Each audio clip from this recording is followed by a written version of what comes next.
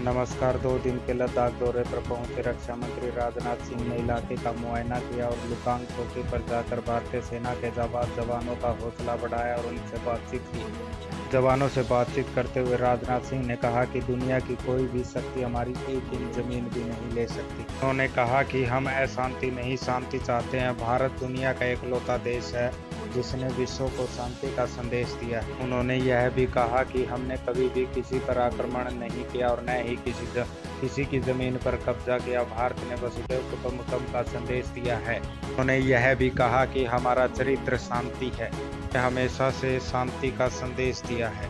हमने कभी भी किसी भी देश के स्वाभिमान पर चोट नहीं पहुंचाई। अगर कोई देश भारत के स्वाभिमान पर चोट पहुंचाता है तो हम उसे बर्दाश्त नहीं करेंगे।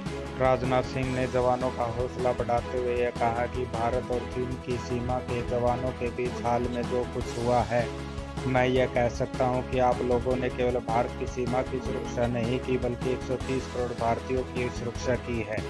ने हाल ही में शहीद हुए 20 जवानों को याद करते हुए कहा कि मुझे आपसे मिलकर खुशी भी हो रही है और थोड़ी पीड़ा भी हो रही है, क्योंकि हमारे जवानों ने इस मिट्टी की रक्षा करते हुए अपना बलिदान देना पड़ा। बाद में राजनाथ सिंह ने जवानों से भारत माता की जय के नारे भी लगवाए। उन्होंने दुश्मन पर निशाना लगाकर जवानों का हौसला भी बढ़ाया।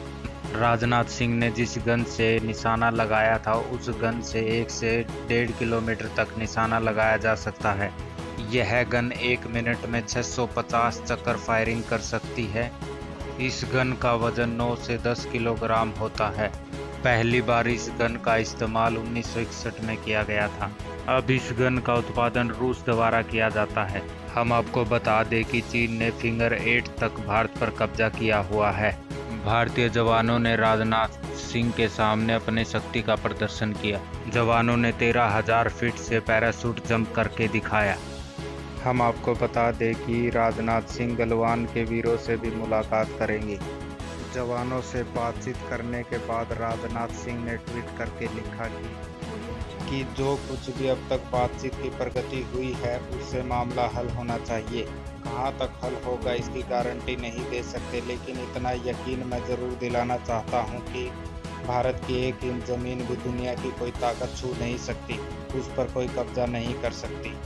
राजनाथ सिंह ने यह भी कहा कि स्वाभिमान से कोई समझौता नहीं होगा।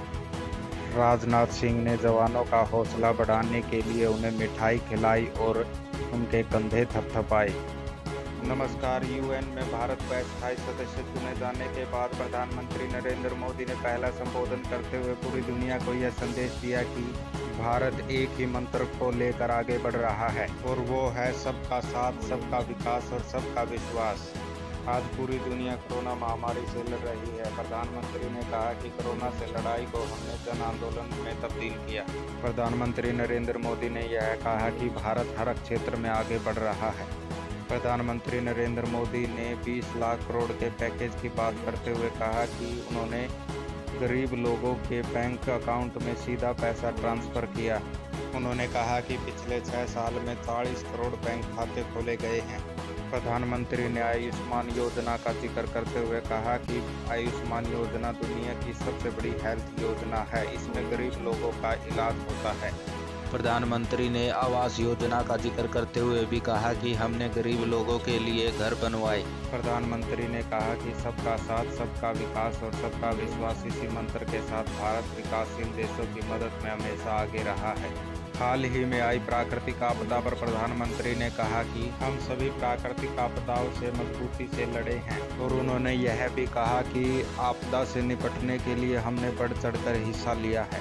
प्रधानमंत्री ने अपने कार्यकाल के कामकाज का हिसाब देते हुए कहा कि हमने गरीब लोगों के लिए घर बनवाए, इमरजेंसी के लिए सार्क कोविड इमरजेंसी फंड बनाया, लोगों के बैंक अकाउंट में सीधे पैसे ट्रांसफ़र करवाए। हमने सिंगल यूज प्लास्टिक पर बैन का अभियान चलाया।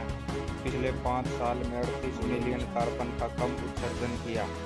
प्रधानमंत्री नरेंद्र मोदी ने राष्ट्रपिता महात्मा गांधी को याद करते हुए कहा कि भारत ने महात्मा गांधी की 150वीं जयंती मनाई है।